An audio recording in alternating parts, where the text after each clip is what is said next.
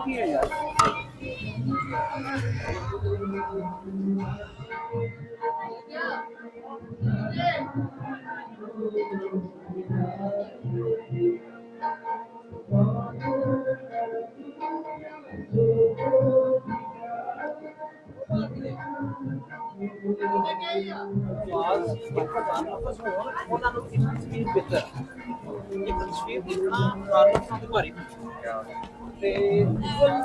ਅੱਜ ਤੁਸੀਂ ਡਿਸਟ੍ਰਿਕਟ ਜੇਲ੍ਹ ਲਾਹੌਰ ਜਿਹੜੀ ਹੈ ਨਾ, ਡਿਸਟ੍ਰਿਕਟ ਜੇਲ੍ਹ ਲਾਹੌਰ ਜਿਹੜੀ ਬਣੀ ਉਹਦੇ ਕੋਲੋਂ ਲੰਘੋਗੇ ਨਾ, ਤੁਹਾਨੂੰ ਅਜੀਬ ਕਿਸਮ ਦੀਆਂ ਆਵਾਜ਼ਾਂ ਆਉਣਗੀਆਂ ਸ਼ੋਰ ਦੀਆਂ। ਤੇ ਇਹ ਕਿਲਾ ਇੱਕ ਪ੍ਰਾਈਵੇਟ ਪਲੇਸ ਹੈ ਜਿੱਥੇ ਬਾਦਸ਼ਾਹ ਨੇ ਰਹਿਣਾ, ਉੱਥੇ ਕੈਦੀ ਮੁਨਾਸਿਬ ਨਹੀਂ ਹੈ। ਕੈਦੀਆਂ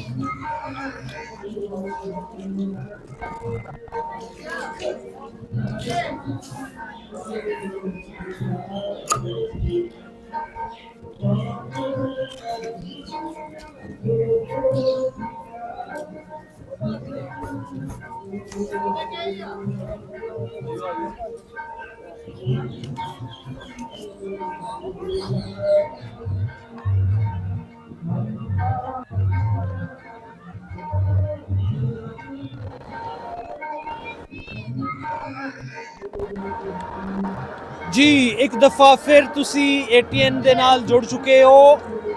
ATN दी स्क्रीन दे जरिए अही तुहानू गुरुद्वारा जन्म अस्थान ननकाना साहिब तो दर्शन दीदारे करवा रहे हैं। पालकी साहब दी दर्शन तुही कर रहे हो। पंज प्यारे गवाही करवा रहे ने नगर कीर्तन दे विच।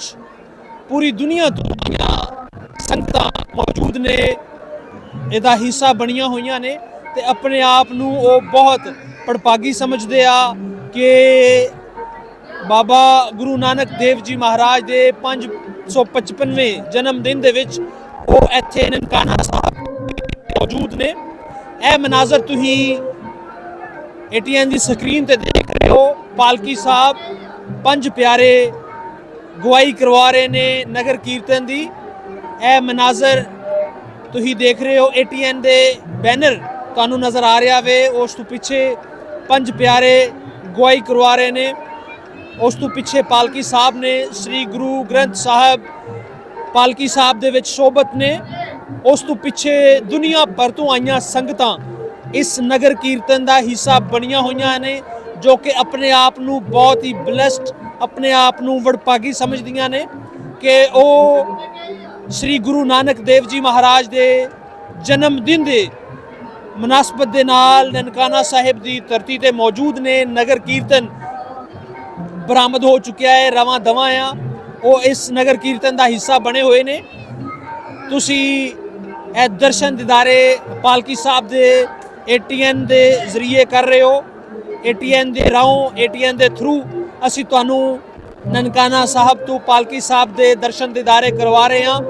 ਇਹ ਦਰਸ਼ਨ ਦੀਦਾਰੇ ਤੁਸੀਂ ਨਨਕਾਣਾ ਸਾਹਿਬ श्री गुरु नानक देव जी महाराज की जन्म भूमि ते आके खुद भी कर सकते हो।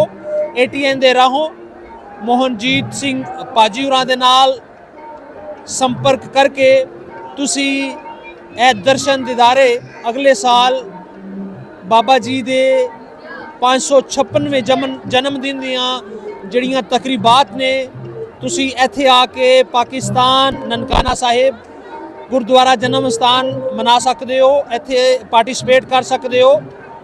ATN दे राहों असी तुहानू ए दर्शन दीदारे करवा रहे हैं ननकाना साहिब गुरुद्वारा